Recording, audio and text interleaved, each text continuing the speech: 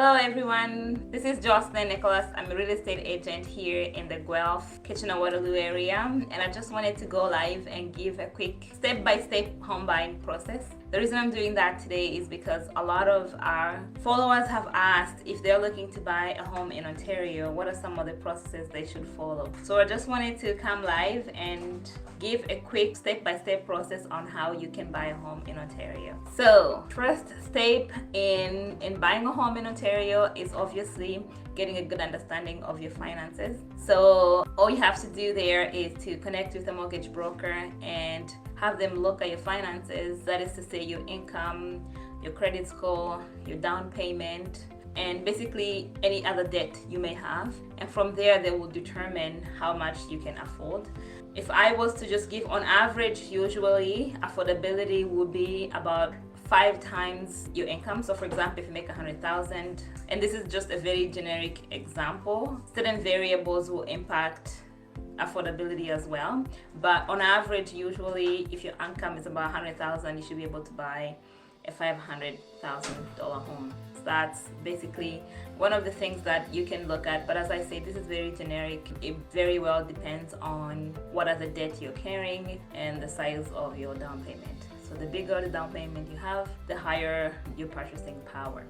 So once you've been pre-approved, then you have to start looking and interviewing realtors. So that is where you can get in touch with, realtors you may know in the area, or maybe even ask for friends and family to see who they've used in the past for a realtor and just give them an interview. I usually recommending interviewing 2 or 3 people. And basically when you interview a realtor, you're looking at the level of their experience and you're looking at their volume, right? And the reason I'm talking about volume is usually I feel like skill comes through repetition, and if somebody is doing only let's say 1 transaction a year, their level of experience or might not be that extensive because they're only negotiating 1 transaction a year. So definitely do look at the volume, look at the knowledge of the market. How well do they know the local market, the neighborhoods? Sometimes, to be honest with you, there's things that I see in local markets that I know that somebody who's local, who knows the market, would not make that decision. For example, overpaying for certain property when maybe all realtors locally know that that is not the price of that property. Maybe, for example, I'll give you an example. If somebody's coming from a more expensive market and they come into a cheaper market, they automatically assume, oh my goodness, this is such a good deal. But it might not be the case based on comparables and based also on the knowledge of the market. I'll give you an example. Here in Guelph, there's one building where every local realtor, everyone who's active in this market knows that building to not be the best building to live in. And if a client of mine comes to me and say, I want to buy a property in Guelph, I want to buy a condo, I want to buy an apartment, I know to give them proper advice that, you can buy this building, but it has to be such a great deal such that it justifies you being in such building where everybody knows you don't want to be there. A realtor who's not local will not know that. So that's why I'm saying you need to really see and work with realtors who are in your market and those who really understand the market. Another thing that you can look at also is the negotiating skills to and it's really hard to gauge that. I think one way to see how well somebody can negotiate is just looking at the amount of volume they're doing, obviously your confidence in them. And sometimes maybe volume is it's not related to the negotiation skills, but negotiating comes with training.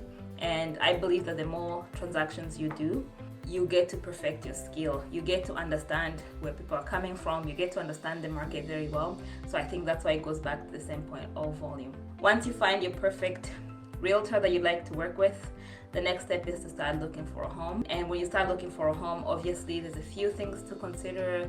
Things like your budget, which the mortgage broker has set ahead of time, so you have a maximum amount you can spend. And then you have to think about the things that you really want in your home. What I tell my clients to do is to think about the must-haves and things that are nice to have. So for example, if you have a family and you want a minimum of 3 bedrooms, then we know that 3-bedroom is a must-have. I have clients who are working, both husband and wife drive to work, they need a minimum of 2-car garage. I know when I'm looking at a property, when I'm looking at properties to show you, I know at the very minimum, we need a 2-car garage. So I get my clients to make a list of must-haves, and I get my clients to make things of nice to have. Nice to haves can be things like maybe, proximity to the highway. That's really nice to have, but it's not a must-have. If we were 5 minutes away from the highway, that'll be fine, right? And then there's things that we don't want to have at all, right? So I get my clients to make a list of things that they don't want at all. For example, some clients don't want a pool, maybe because they have young children and they want to make sure that their kids are safe. So they will say, I don't want any house that has a pool. Then I know to stay away from properties that have pools. So once we make a list of things that we want versus the things that we don't want, then I know when I'm searching for a house, when I'm looking at the properties that are coming to market, or when I'm looking at my own properties that I have that are coming to market in the next few weeks, I know to eliminate and to include properties that only meet the criteria that my clients are looking for. Then we'll go out, have showings. A lot of the times we go out, maybe I'm gonna say twice a week, if depending on the urgency. So if my clients need to move as soon as possible, then we'll definitely go out more. But on average, we're going out twice a week. When we go out to look at properties, usually I book about 4 properties in a 2-hour window. We go out, we look at homes, and we'll do that until we find the one that is perfect for your family. When I say perfect for your family, I have to say that sometimes the give and take. We have to look at the budget and also make sure that we're realistic.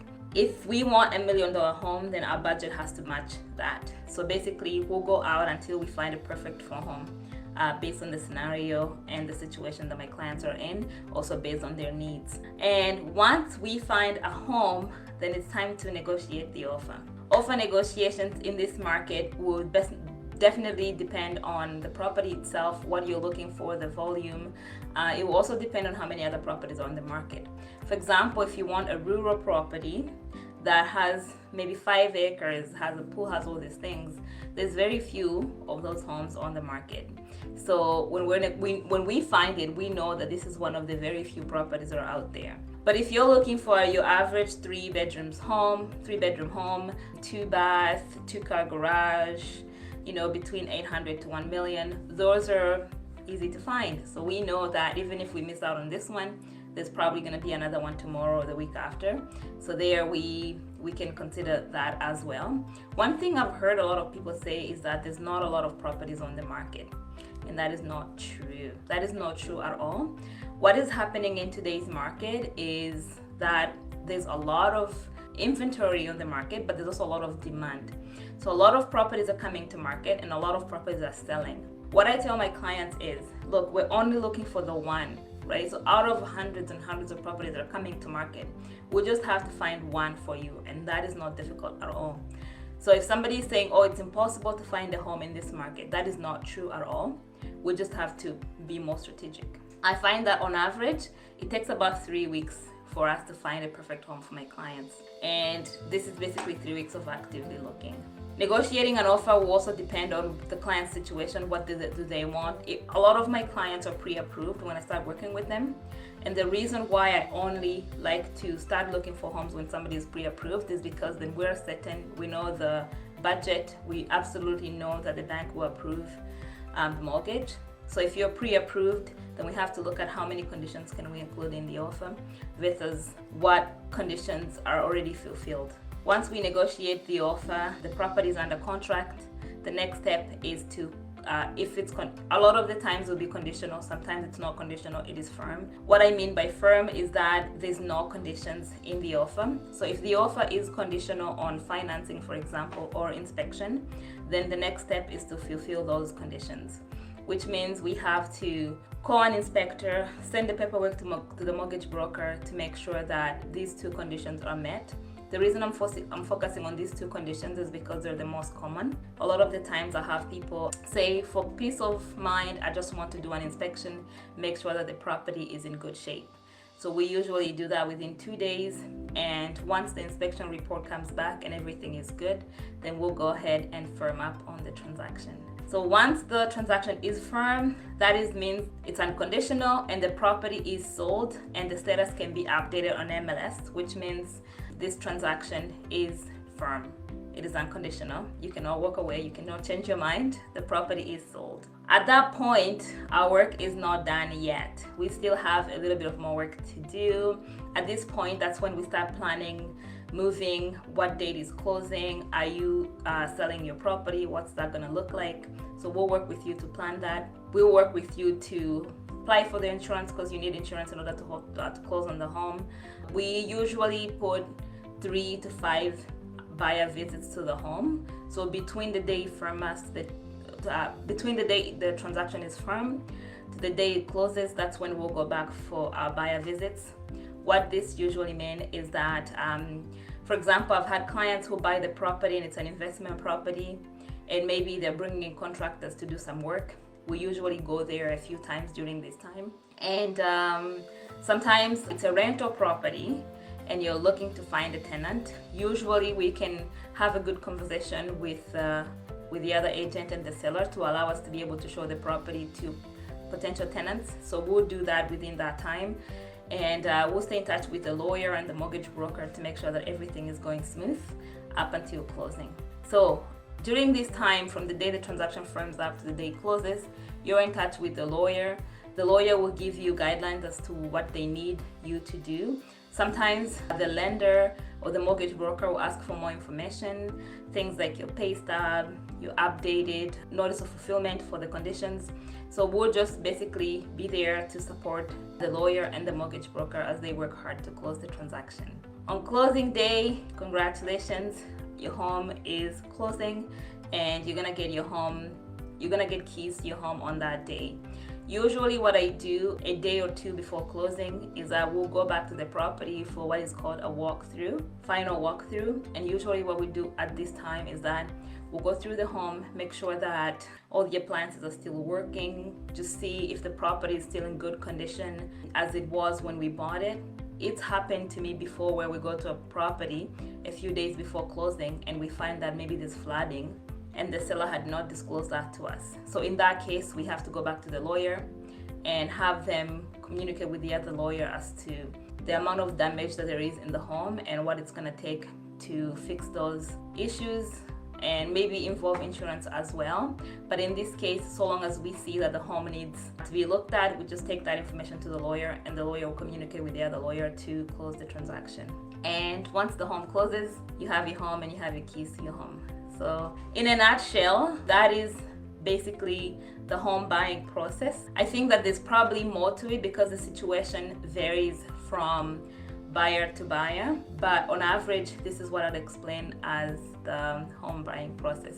A lot of the times I will follow up with my clients on a regular basis just to make sure that everything is good, that the home is still in good condition, because usually we've had a situation where sometimes the sellers, they forget to drop off certain things like the garage opener or the mailbox key.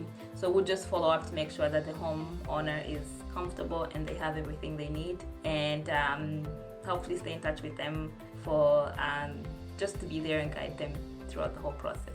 So that is the home buying process. If there's any questions, please let me know and we'll take them from here. And if there's any particular questions that are very specific to your situation, you can also reach out to me via Facebook messaging and I will make sure that those questions are answered. If you haven't followed us on social media, my handle is @Joseline Nicholas Realtor, and that'll be on Instagram and Facebook as well. So do follow us on these platforms and you'll be notified every time we go live. This is the first time I'm actually going live in a long time, and we're trying to do more of this because we've had a lot of questions that are coming. So what I'll do is I will pick one question every week and go live and answer that question to our followers, because I'm finding that a lot of people are asking questions and most of these are very good questions that if I can address during live sessions like this, it'll be very helpful to our followers. So if you have any questions that you want us to address, if you have anything that you want us to talk about in our live sessions, do message me or maybe even send us an email, whichever is easier for you. But let us know what topics you want us to address, and the more questions we have, especially if we see a repetitive pattern, then we'll definitely take time and answer those questions for you. Thank you very much for being here, and we hope to talk to you soon. Bye.